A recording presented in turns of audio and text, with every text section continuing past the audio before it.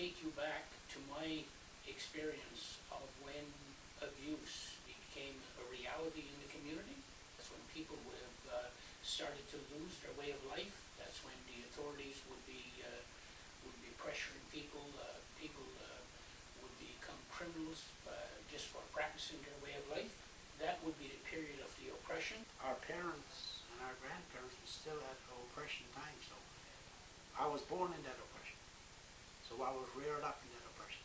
The lifestyle that had been taken away, and what was replacing it was idle times and alcohol and rowdiness and fighting, and that spills over from the community into the families.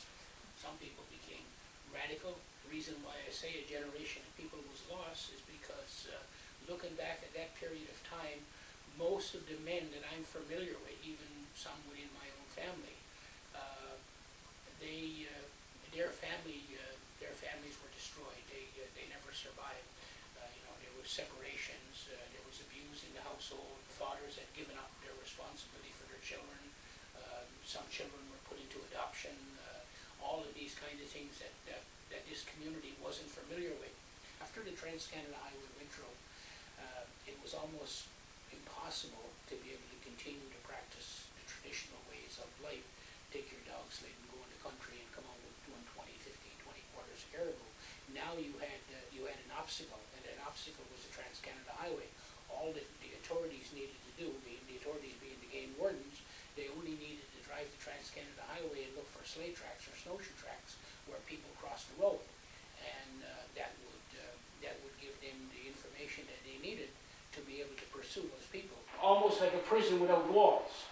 Because if somebody came and said, okay, what we're going to do is we're going to put a boundary around Flat Bay St. Teresa's, but you're not allowed to cut any wood across the railroad track, you're not allowed to set any rabbit snares across the railroad track, you're not allowed to do anything across the railroad track. The only thing you'll be able to do is whatever you can do on this side of the railroad track. Well, that's infringing upon your right that was supposed to be protected here. Under the 1763 proclamation, all of those rights were protected and you had freedom to do it. Now they were starting to remove this. They also had the right, and they did so, to go into Aboriginal communities, land a plane, anywhere in those remote, isolated communities.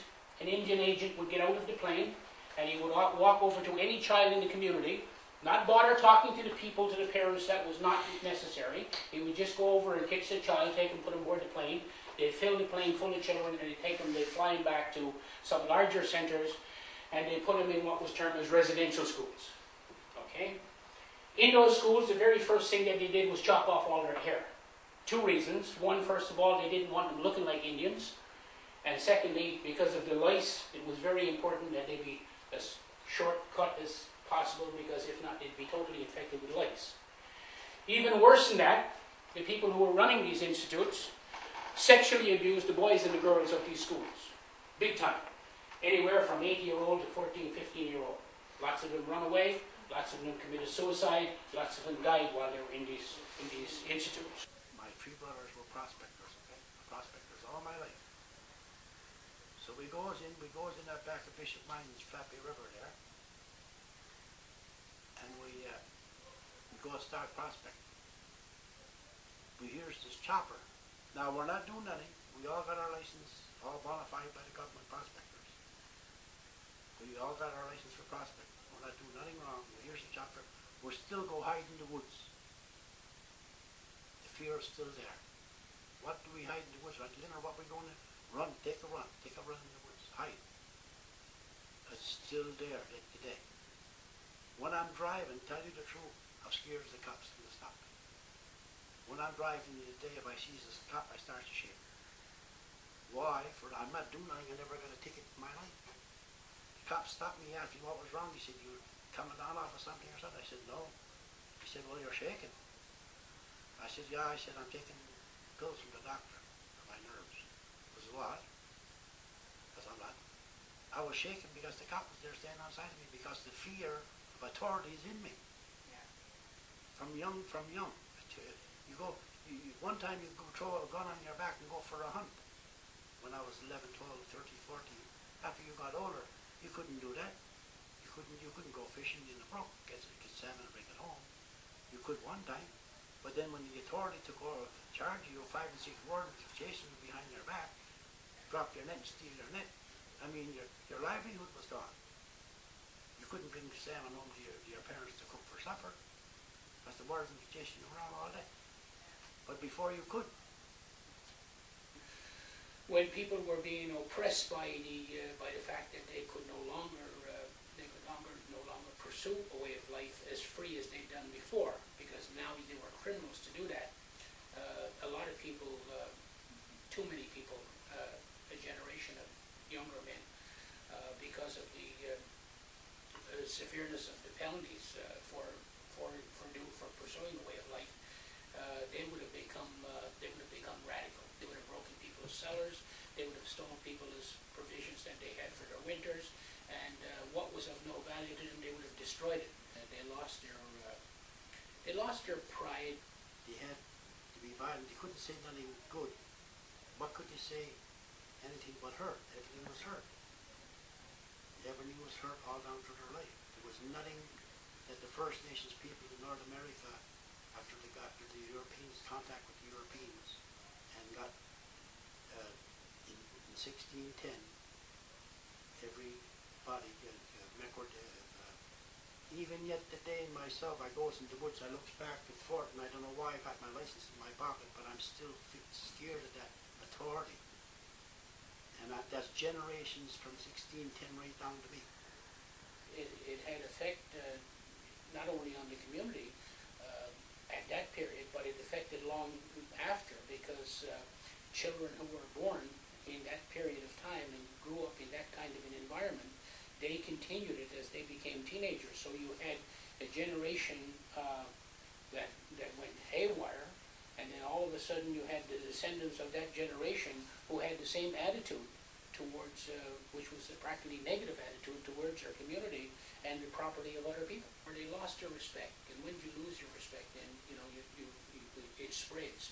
You lose your respect first for a stranger, then you lose it for your neighbor, and then the next loss is your immediate family.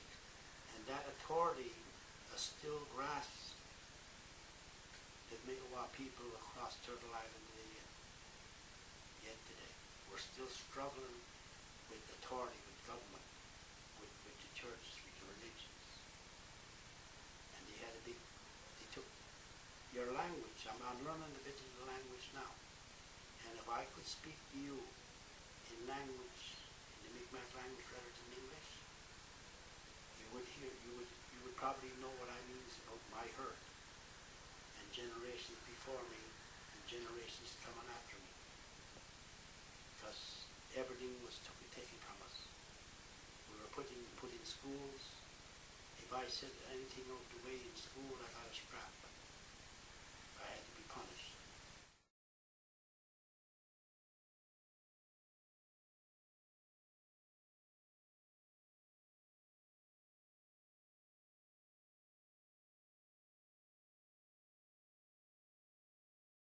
Murdoch Jesso and Alder lived in the Padan all his life, and he never did associate himself out with in society in St. George's, but he used to bring me in to the Padan.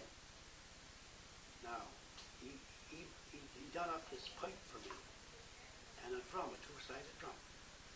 Now, this was the first drum. And he started teaching me different medicines that he used while he was reared up, because he was reared up in the wilderness, in the Padan. And it was only then, after I come back out from the Padan and went back in the Steel Mountain Road, Dogstown, okay? I felt like I was a Jackie Tar and I was a dirt. I was no good. We didn't really tell everybody we were Indian, or kind of speak openly, a lot of us didn't. If you'd say you had Indian in you, they'd make fun of you, and people saying, well, I'm no Indian, they'd make fun of them, eh? They took that, they tried to say, they said we weren't civilized, we were savages. In Bay St. George, we were called Jackie Tars, we were dogs, we were just like nutty, we were nutty. In 1945, when they took the census that time, well, the woman that reared me up, Liza Rand Seabright, she told me. She said, "You're Indian, you know." Oh, I said, "I didn't know that." Yes, she said, "You are." That was in 1945, I can remember that. I knew that I had Indian in me, but I said to myself, I'm not going to say nothing. She drilled in my head, "You're a Micmac. I'm telling you right now. You're making fun of me, but you're a Micmac." That's what she used to tell me, my Aunt Josephine. Time I guess that I realized that I was Native was when my grandfather told me that I was Indian. We were talking about our background and just talking about his father, which would have been my great-grandfather. And I asked, like, you know, why his coloring was so much darker, of course, than mine. So then he explained to me why, you know, we were Native and that, you know, I was an Indian. You know, I was proud. Couldn't wait to tell everybody that I was Native. Went to school, of course, to tell everybody, you know, I was an Indian. And then made fun of by people. My sisters, some of them are light hair, light skinned, others are dark. You know, as we grew up, and some of them were more accepted by others, and others weren't, because of your coloring and because of the way you were. So, you know, the abuse was there. You listen to the slurs from other people. You listen to the negative attitude from other people and the remarks. You know, you gradually, you get a thick skin, I guess, from people who say things to you, about you, or in front of you. I knew that we were part Aboriginal, but I mean, we didn't advertise it. Now, I don't really know why, but we didn't, you know, we weren't going saying, you know, I'm Aboriginal, because also being French, being part French wasn't popular either, because the teachers in the school, we had Irish bishop, and you weren't put down because you were French, but like the things that I remember were the bishop came into the classroom, he'd say, "How many here are Irish? How many here, you know, are English?" But he never say how many here are French. So you kind of felt like you were different. Huh? He never ever asked about Mi'kmaq, because I guess that was way off his beat altogether. The Native community shun me as well and tell me that, you know, you really do not look Native. I could tell that's where you're from your community, from your village.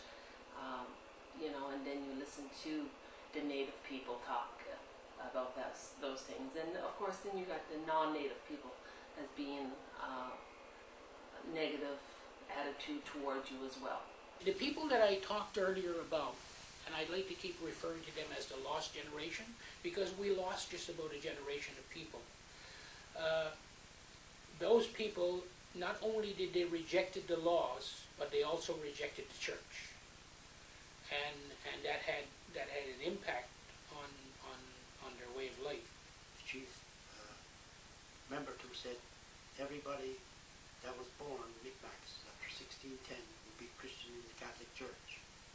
Okay, that was authority over the Micmac people.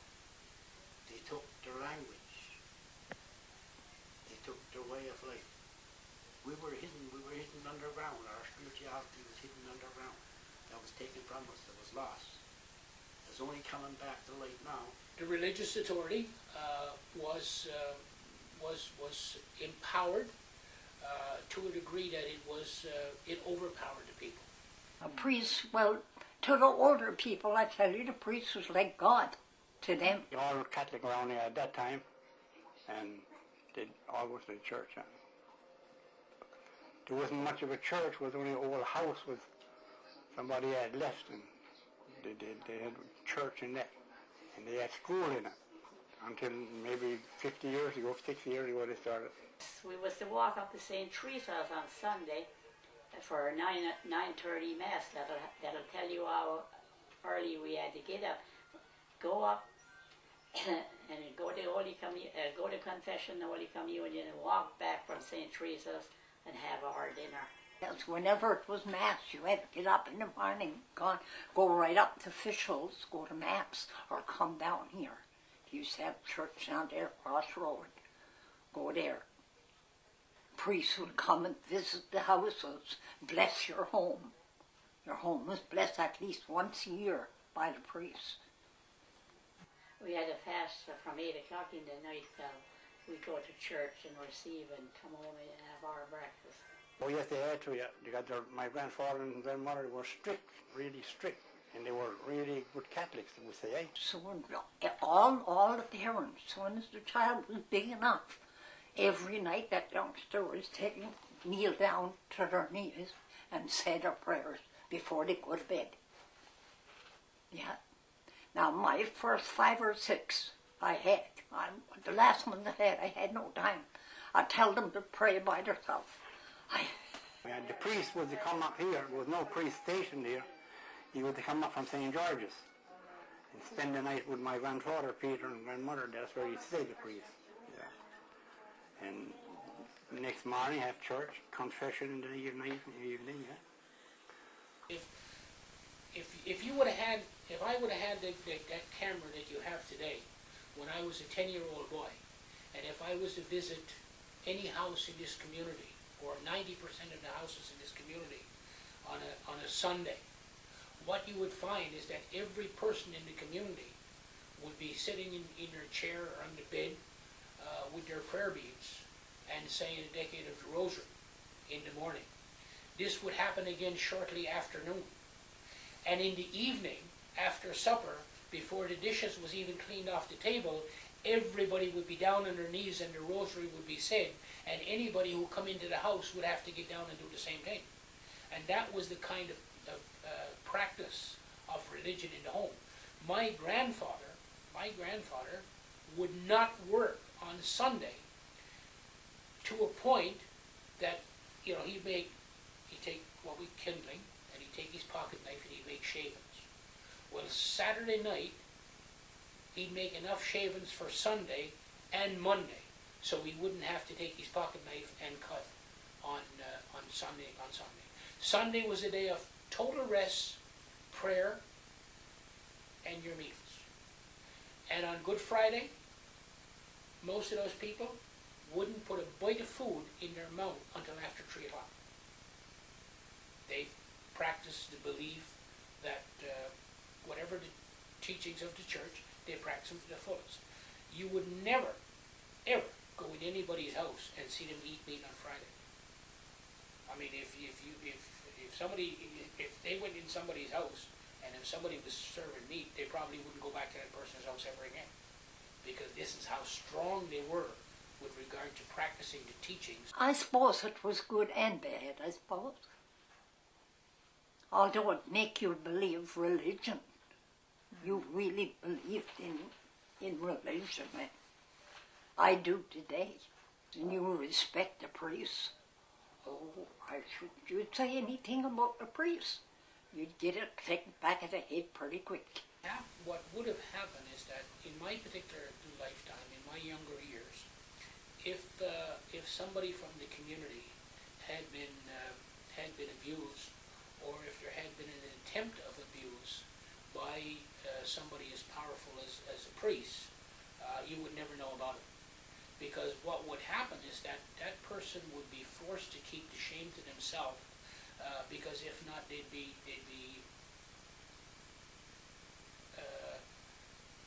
not believed by the community. The religion was so powerful with my, say for instance, with my grandparents, not so much with my parents, but religion was so powerful in the age group of my grandparents, is that if you said something about a priest, you'd lose all your teeth. You wouldn't have a teeth left in your head. They'd knock it out, because they would never, ever, ever believe, because they were, I guess they were programmed through an entire life of pursuing that religion. They were programmed to believe that that person was the creator on earth. You know, that's as close as you're going to get to God. is to have a priest in your community, and they would just not believe it. So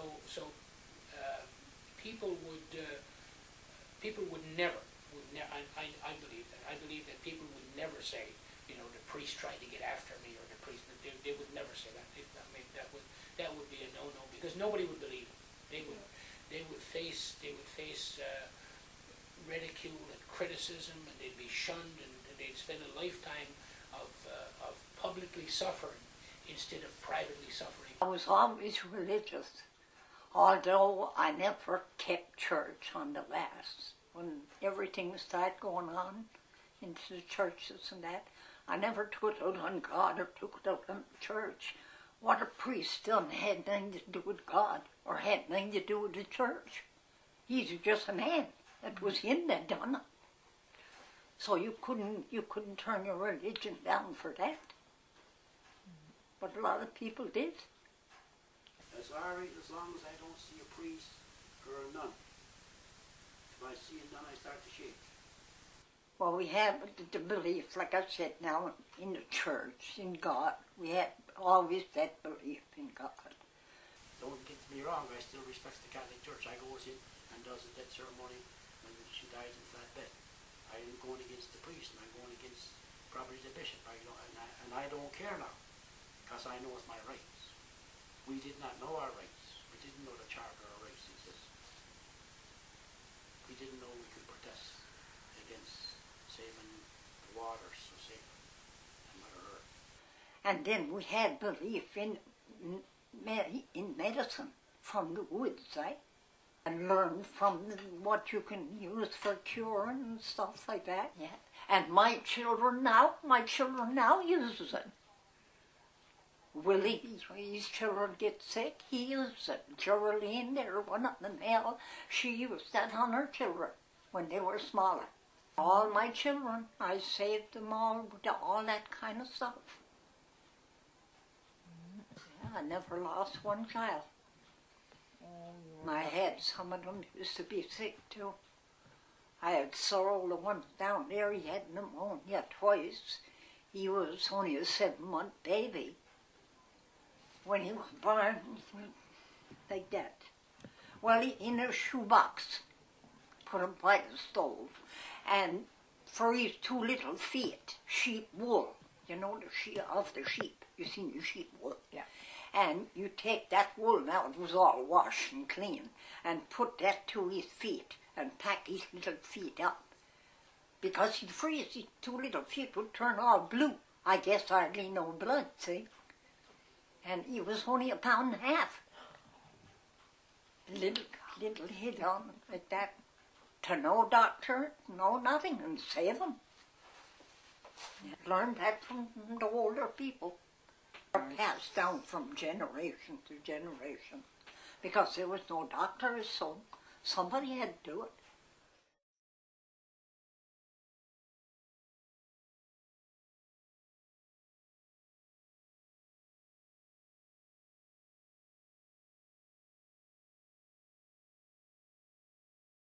I can remember one time myself, I pulled out a potato stock, my grandfather seal, and I was hungry, and I ate the potato. I said, Jesus, I won't eat no more. Put no more stocks. Give it to me. You want me? No, teacher, yeah, gives a couple of slappings. Yeah, well, the bill, that was sore. But we didn't deserve it, me and my brother, Robert, probably. But that's how we come to get out of school so young. Yeah. This teacher was a kind of a bad man. So, 2 of us attacked him. We had to attack him. He could pound us every day. It was for nothing. Well, that's the kind of stuff what he was, a bad man, bad teacher. Yeah. He would drink, and he would go to certain houses, and he would tell them all kind of stuff as well. And he'd check us. But if it wasn't true. It would be true. We might be doctors today. Yeah, but yeah, he would, I know he warned us about this. We were only young, about 13 or 14. Robbie is a year older than me. We're not taking no more, we said. He was a bad man. He was a fruit, whatever they call it, after the boys. Yeah, Jesus, we get two of us, he come on his belt again. We gave him the belt, two of us. Never went back to school. We went back in 50 for one winter, night school, when we went under Confederation. And coming around feeling your legs and all that. That wasn't for me or it wasn't for Robbie. He was a bad teacher. He done that till he died. He's in St. George's there. He was for years. Yeah. Everywhere he went, he was got that name, eh? Yeah. Whatever he would call you, called it for the fire or what. Me and Robbie couldn't take it no more. He had our hands on the throat up. For nothing, or nothing. But there had to be something, and a reason. No reason.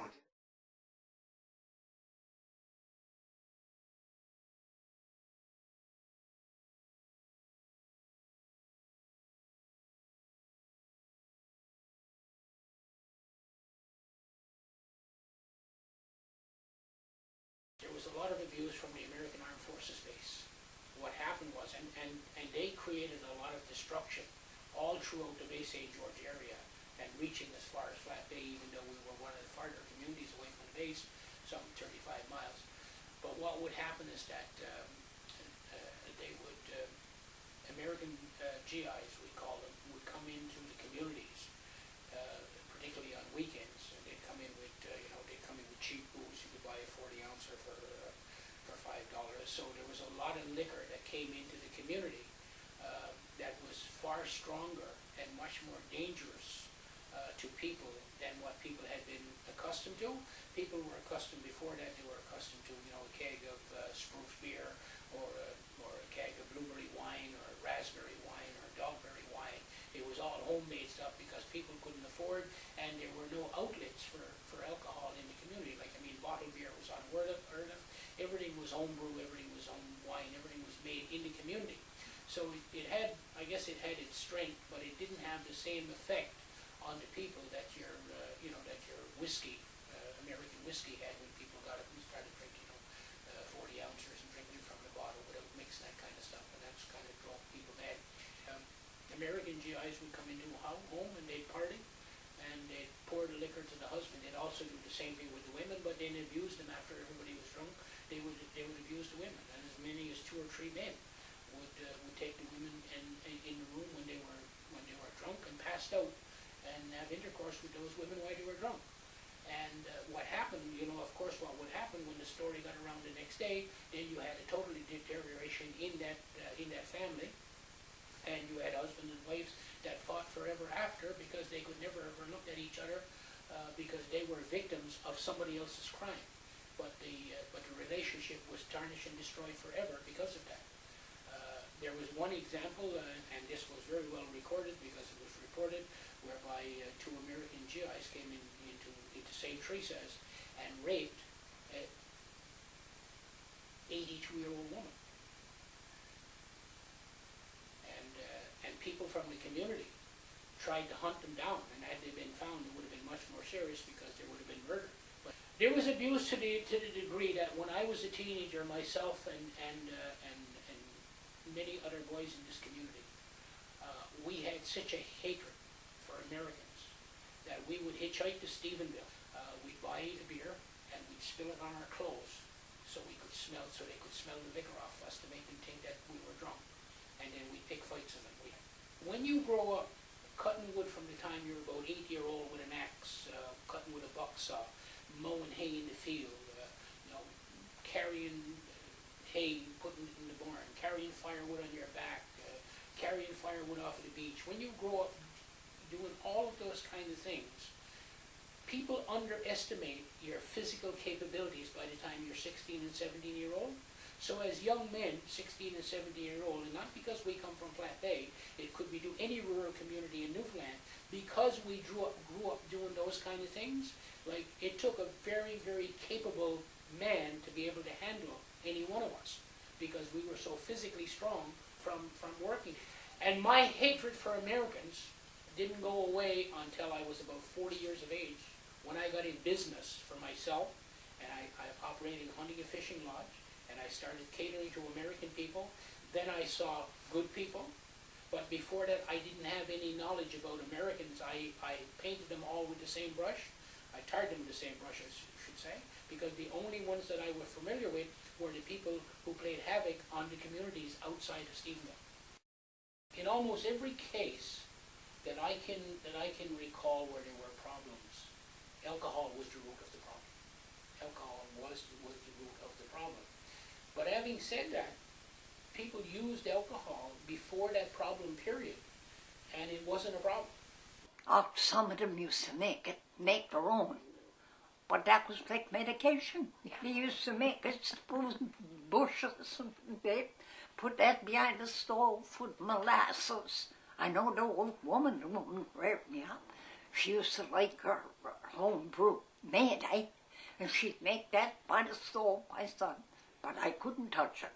If I'd ever be caught there with a cup and touch that, that would lose my hand. There'd be a lot of partying, there'd be a lot of social drinking, social interactions, stuff like that. But you wouldn't have the kind of problems that you had in the 50 period. But then again, like I said to you earlier, people were then free to be able to go back to and do what was considered a way of life in the community. Because we were all depressed and mostly alcoholic. I used to drink a lot then.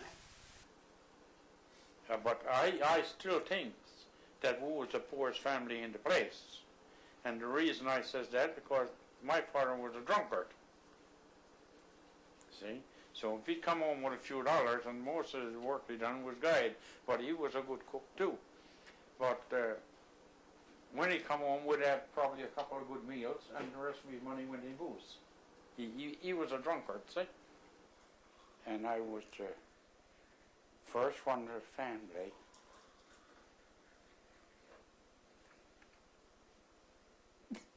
My older brother, when he drank, he changed. He didn't get mean or anything. Sometimes he'd get loving, but he was so strong, and he'd come and give you a hug, and he'd probably hug you too hard. And my mother used to say all the time, "Oh my God, she's Destinian," and she said, "When he drinks Destinian." I know some people that drank hard and they abused their wives. Their personalities would change, and maybe during those times they were more violent than when they were sober. You couldn't associate. Everybody you go to socialize with alcohol. I went back to Murray Jessel with the Tepanic because he didn't drink. He said, I give you that drum, and I told him, he said, the last time that I give you the drum, he took the drum from me because I told him I went on a drum. He said, I want the drum back in the pipe. So he punished me. So I was thinking to myself, that's punishment. So he was a wise man by punishing me at that age. People go through stages with alcoholics or drugs. They can't see outside of that circle a purpose to have a better life. They don't know what it is to have a better life because they're living in a circle of people that don't want a better life and don't know what it is to have a better life. The same here tonight. If I wouldn't be holding the drum, I find it hard to speak. And that was going on for years and years and years in my life. But now, as I got older and expanded and got a bit of education, but still our youth, I drank just about 3/4 of my life. My children see me drink. My children was drinking. Okay? All my brothers and sisters, some of them was drinking. My brothers, most of them, I'd say 75% of them was alcoholics. Their children was going to be drinking. So this oppression is still on, big time. I can understand and I realize what brought that on. It was the oppression, and you could even describe it as a part of a culture shock. Years ago, they put them on reserves. They locked them on reserves, took away their culture, their language, and their life, their whole self-esteem. They had no self-esteem. Like when I went to the Federation of Women, brought in, they put alcohol on the table. took my dancers out of it. That's what got to be done now. Not in a fast way. We got to educate our youth. We got to bring and talk to them and sit them down and say in a circle, because there's strength in a circle, in a group, especially when there's few elders around. Elders that knows what they're talking about. Some people elders still alcoholics. I overcome that because of my sacredness with my spirituality in the bush. Touch a tree, touch a pine tree. And only for that, I'd be good now. We cannot down ourselves no more. We got to get out of that small circle, and we got to start doing our drums and our medicines and teach our youth songs of the mother, the water, the round dance, and teach them the ways of our people. You got to go back to your roots. You got to go back to Mother Earth. You got to talk to your elders. Talk to people that's close to nature. Know your medicines. Do your ceremonies. Sing your songs. Even if you don't know the Bimikmak, play on your drum. What the government needs to understand is that they need to become partners in our undertakings, not directors of our undertakings. Okay, and there's a great difference. It's like government has they have the power of regulation, they have the power of financial control, they have the power of determining what what permits are appropriate, and they control it and can be obtained. But what they need to do is they need to look at the inclusiveness of the community. They need to look at the word that I'm looking for here is the independence. That's what they need to look at. They need to look at the independence of the community, and they need to become partners, not in the community trying to control or to dictate what happens, but to be partners who can sit to the table and negotiate and become part of the undertakings. And it's a challenge, but I really believe that there's an opportunity to be able to do that. It's a new concept for government, but most of the things that we've done in our lifetime, particularly here in this community in the last 40 years, a lot of them have been new concepts. So it's not unworkable.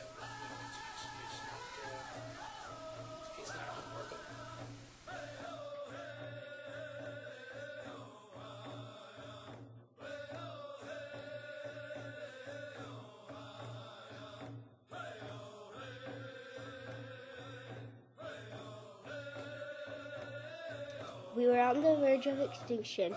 We were near the fate of our brothers and sisters, the Beothic, with less historical survival. Our revival is simply Mother Nature's way of looking out to its subjects. One day it will be proven that the Beothic too has survived through integrations with the Mi'kmaq. We were lost only in the minds of others. Like the plants, the trees, the rocks, the water, and the air, we are part of them.